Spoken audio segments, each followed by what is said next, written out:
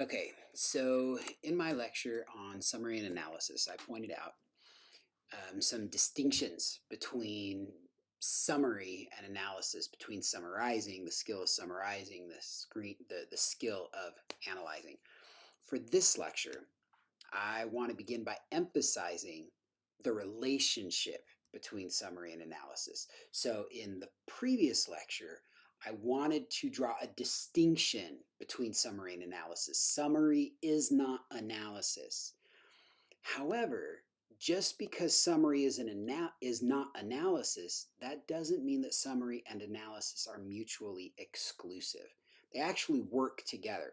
So I explained that students often fall into summary when they're supposed to be analyzing because summary is easier. And this is true, but it's not the only reason that students do this.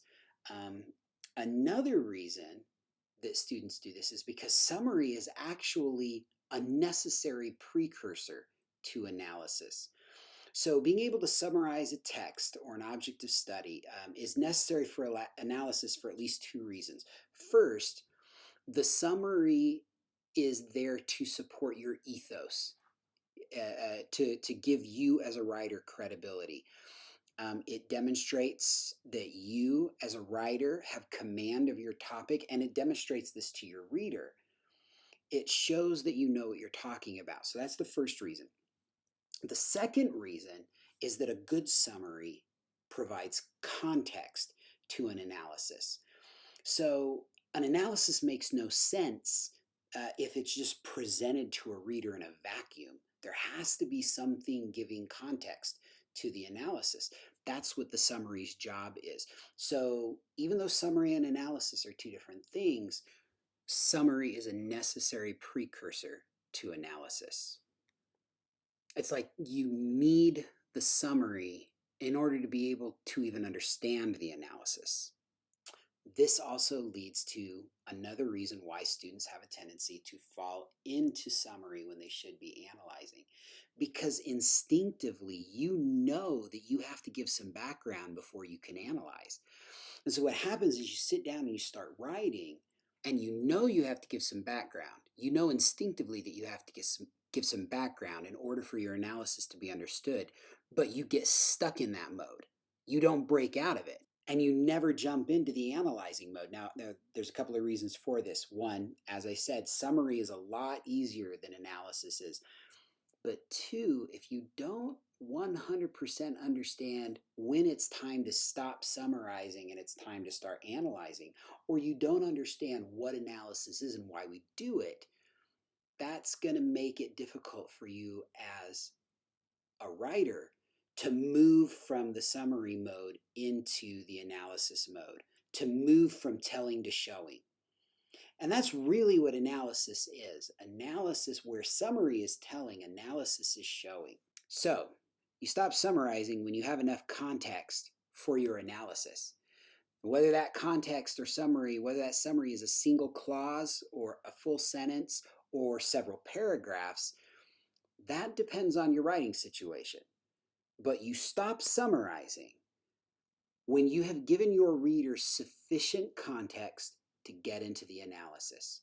When do you move to the analyzing mode? When do you shift? That's a little bit more difficult to answer. So let's start with the definition of analysis. Analysis is often defined as breaking a thing down into its parts and then seeing how those parts fit together, how they work together. And while this is a good definition of analysis, it's a little bit reductive. It's incomplete. So I want to give you another way of thinking about analysis, and that's this. I want you to think of analysis as a form of argument. In other words, analysis is a way to develop arguments and to support arguments. Now, what do I mean by an argument? Let's define argument as an assertion supported by one or more other assertions. Now, can you see from that definition of argument the relationship between arguments and paragraphs? Remember, we talked about the form of a paragraph. A paragraph is a claim supported by reasons and evidence. If an argument is an assertion supported by at least one more assertion. And the form of the paragraph is a claim that is supported by reasons and evidence. What you're seeing there is that every paragraph you write in an essay is essentially a mini argument. Your claim in the argument is the main assertion that you're making. And the reasons and evidences that you offer up are your supporting assertions to defend or support that claim. So each paragraph of an essay is an argument. And these arguments, these mini arguments, work together to develop or support the overarching claim you're making in the essay, the thesis. So when I say that analysis is argument, what I mean is analysis is one way to come up with the claims that you're making. And it is also one way to come up with the support for those claims.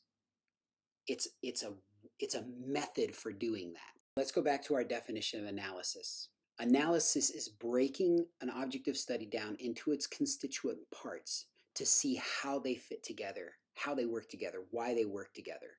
It's not enough to just break it down. You've actually got to develop some kind of claim about what it is you're seeing, about how these parts fit together or why they fit together.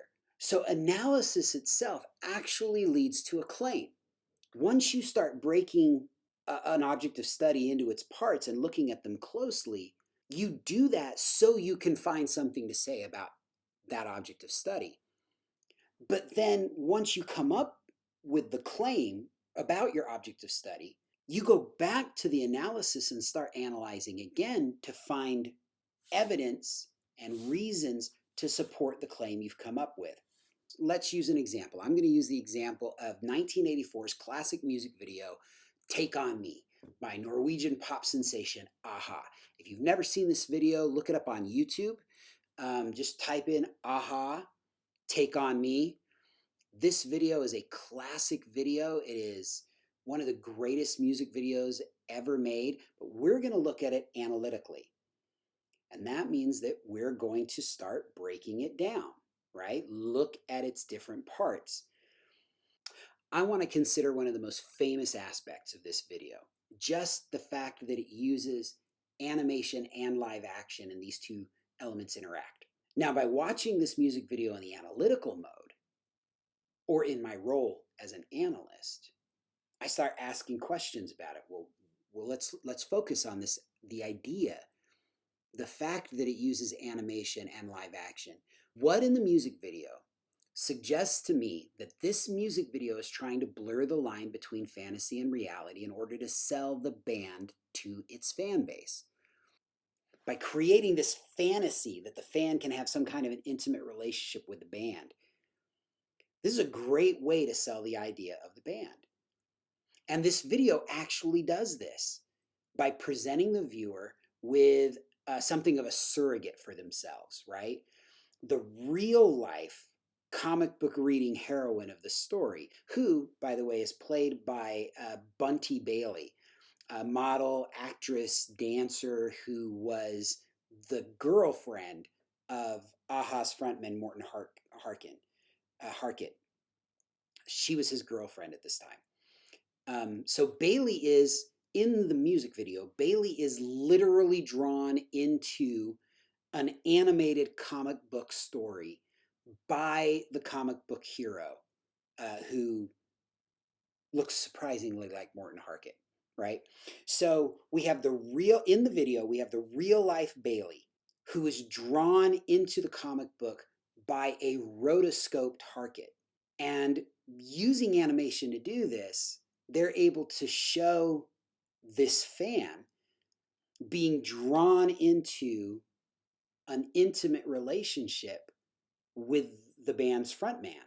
So when Morten Harket's rotoscoped arm reaches out of the comic book pages to bring Bailey into the comic book narrative, this might be interpreted as the band suggesting to the video watching music fan that they too can have an intimate relationship with the band. And the way that the video accomplishes this rhetorical feat is through the artful dance of cinematic reality and rotoscoped animated fantasy. Now notice what I've done there. I'm not just summarizing what happens in the music video, although I do a little bit of summarizing in order to provide some context, right? What I'm doing is analyzing the video. I'm breaking it down into its parts in order to find something to say about the music video, about those parts. In other words, I've broken it down in order to make a claim, to find something to say. That's my claim. But then I go back to the analysis and I use my analysis in order to find even more things to say, more assertions I can make in support of that bigger claim. That's how analytical writing works. Something I want you to notice here. I want you to notice that the form of the essay paragraph actually encourages this sort of thinking. Because an essay paragraph requires the making of a claim and then requires the writer to support that claim with reasons and evidence, the form of the essay paragraph encourages analysis. The essay paragraph is a mini argument.